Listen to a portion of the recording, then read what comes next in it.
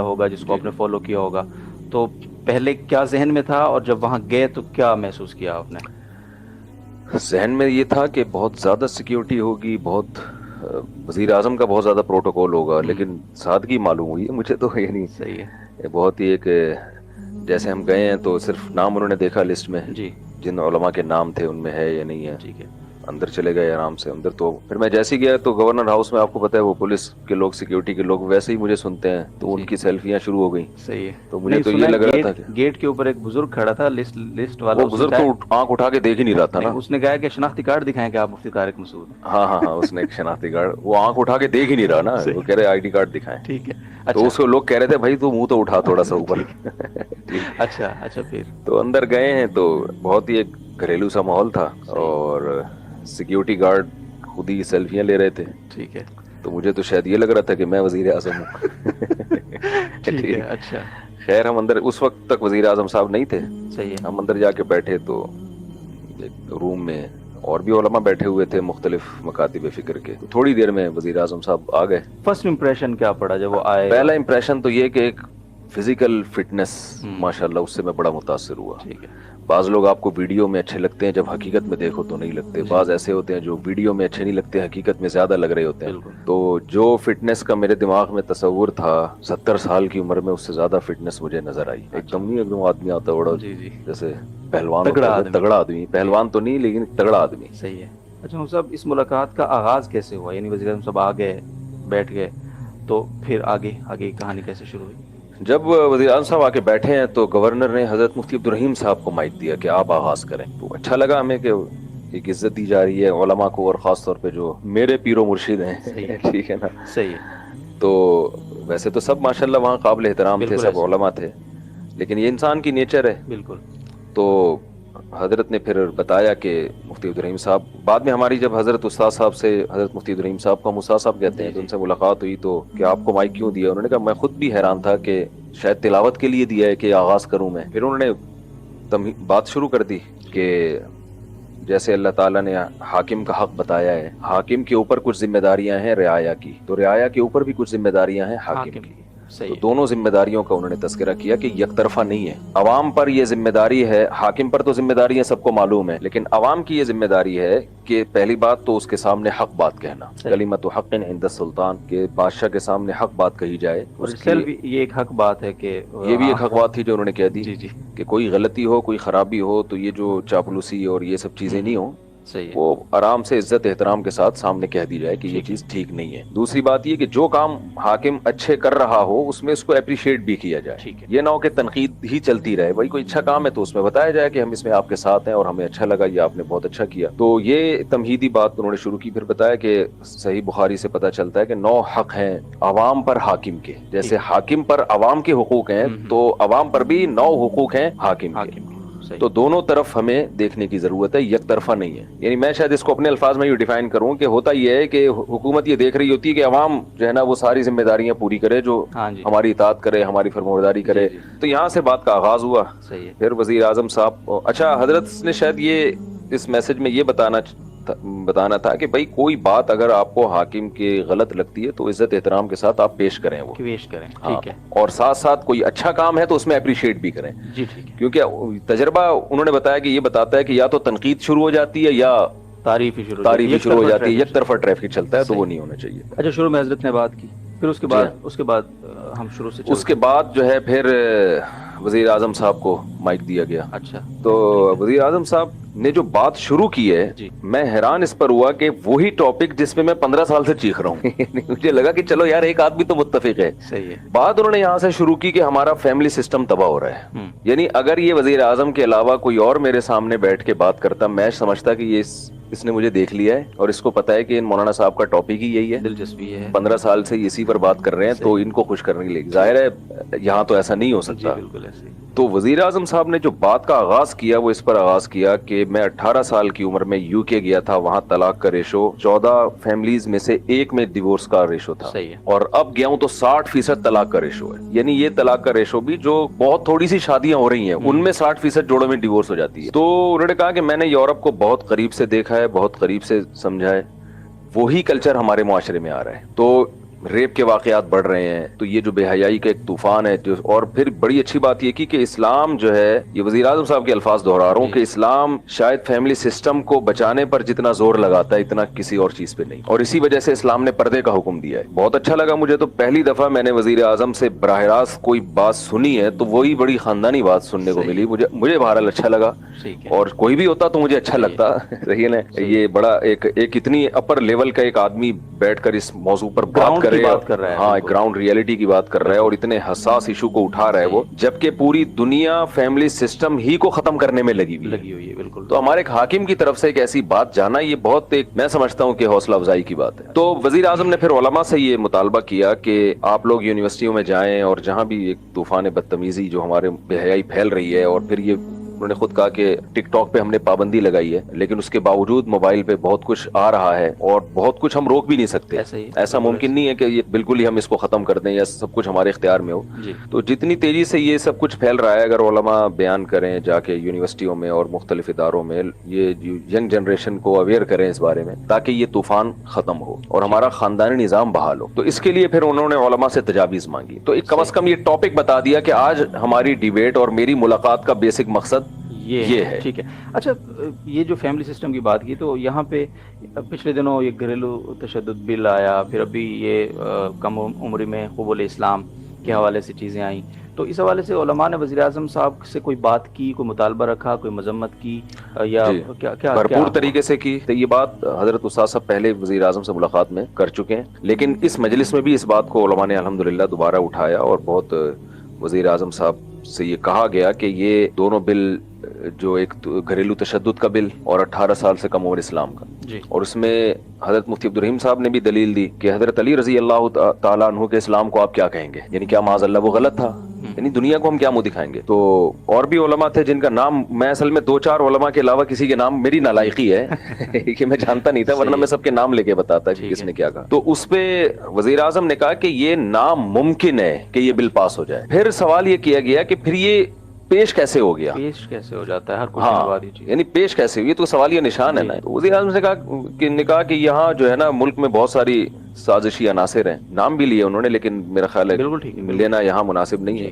کہ وہ سازشی عناصر اس طرح کے بل پیش کرتے ہیں اور کرتے رہیں گے. یہ ہر دور میں ہوتے ہیں، ہوتے رہیں گے. ان کو پیش کرنے کو ہم نہیں روک سکتے، لیکن پاس ہونے کے لیے اسمبلی میں ہمارے پاس آئے گا تو یہ ناممکن ہے کہ یہ پاس ہو جائے. اور یہ کہا کہ کیسے ممکن ہے کہ ہم ایسا قانون پاس کر دیں کہ 18 سال سے کم عمر میں کوئی اسلام قبول نہیں کر سکتا. یہ بالکل وہی اسٹائل تھا جو ایبسولوٹلی ناٹ والا اسٹائل تھا نا، کہ یہ نہیں ہو سکتا. ٹھیک ہے. تو بہت حوصلہ افزا، اور الحمدللہ سب علماء نے، یعنی جب یہ انہوں نے کہا نا کہ یہ ناممکن ہے، تو سب کی طرف سے ایک حوصلہ افزائی ہوئی کہ ماشاءاللہ آوازیں آئی ایک نا، کہ خوش ہوئے سب الحمدللہ. وہاں اس معاملے میں ان کا جو اپنا موقف ہے وہ الحمدللہ کلیئر ہے.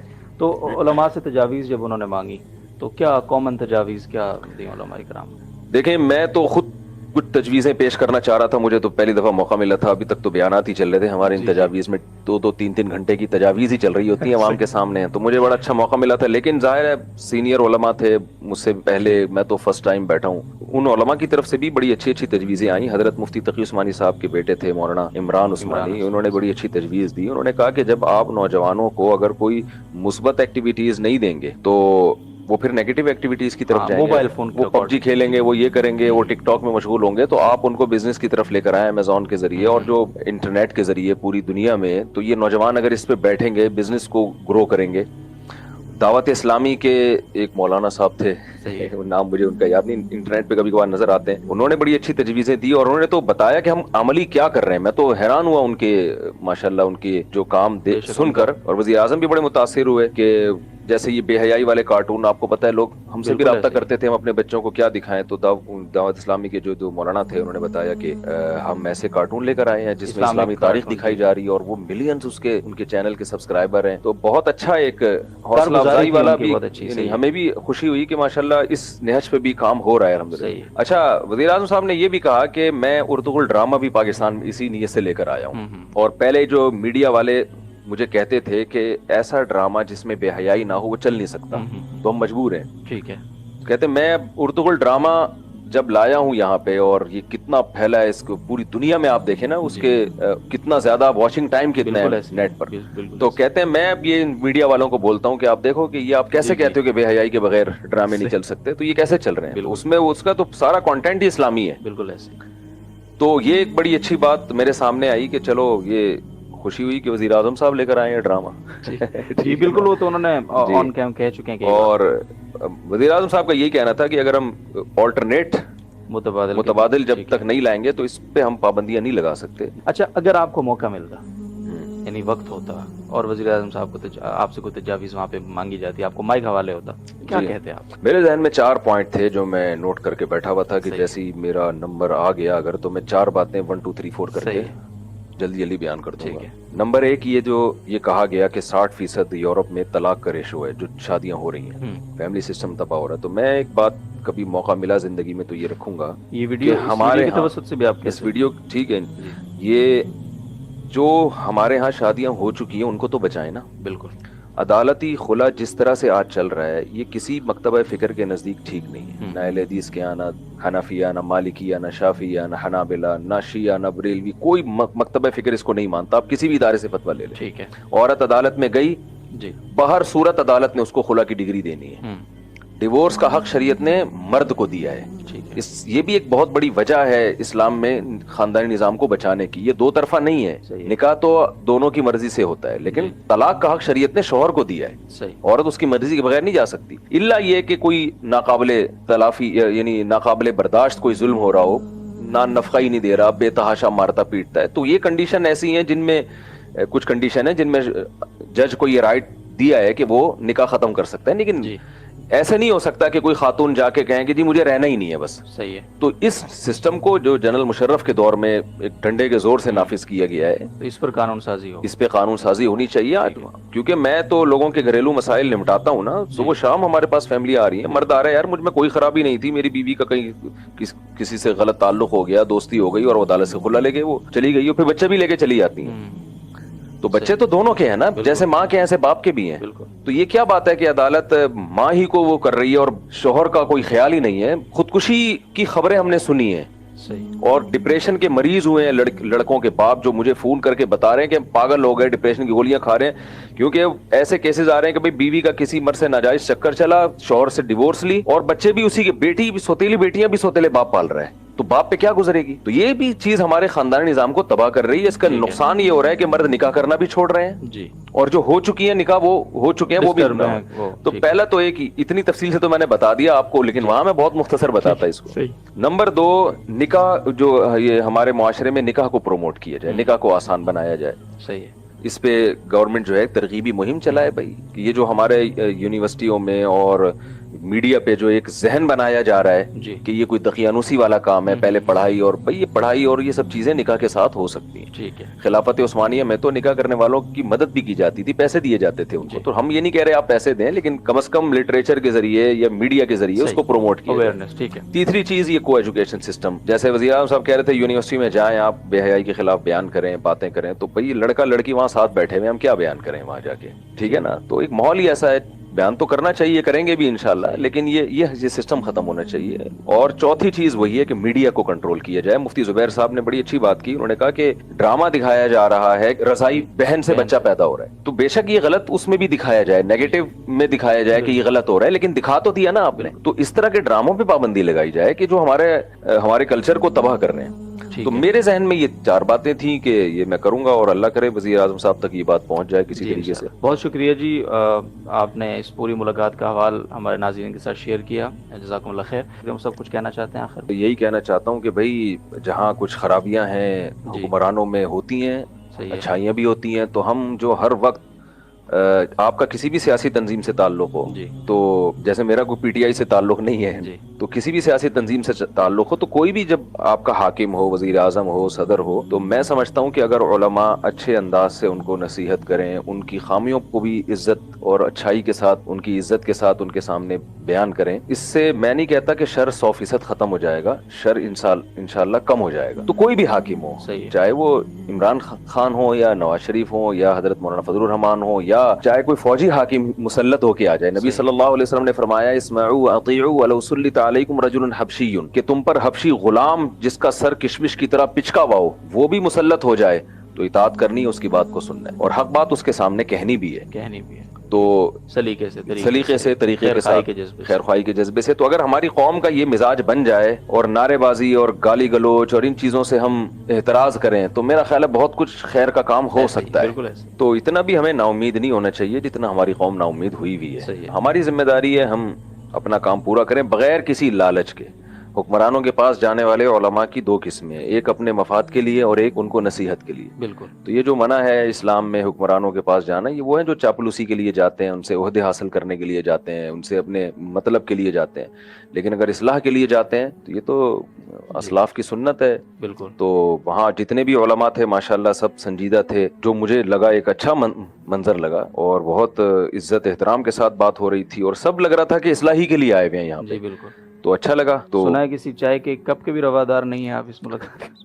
جب میں وہاں گیا ہوں تو ہمارا تو خیال تھا بڑے سموسے اور پکوڑے اور چٹنیاں اور کباب آئیں گے، لیکن وہاں تو چائے کے چند کپ آئے. اچھا. اور مجھے وہ بھی نہیں ملا. حالانکہ میرا وہ چائے کا ٹائم ہے اور میرا خیال ہے میں 1 سال کے بعد کر بغیر چائے کے رات کو سویا ہوں، چائے پیے بغیر. یعنی رات کو مطلب یہ عصر کے بعد بھی چائے نہیں پی. پھر اتنی وہ ٹریفک کا رش بہت تھا تو عشاء تک میں گھر پہنچا ہوں تو چائے میں نے کہا پیوں گا تو نیند خراب ہو جائے گی. تو وزیر اعظم صاحب کی جو ملاقات تھی اس میں جو چائے کا جو معمول تھا اس سے بھی گئے ہم، لیکن ہمیں یہ بھی اچھا لگا. صحیح، یہ بھی اچھا لگا اس لیے کہ چھوڑو یار یہ کیا چائے سموسے، اپنے گھر جا کے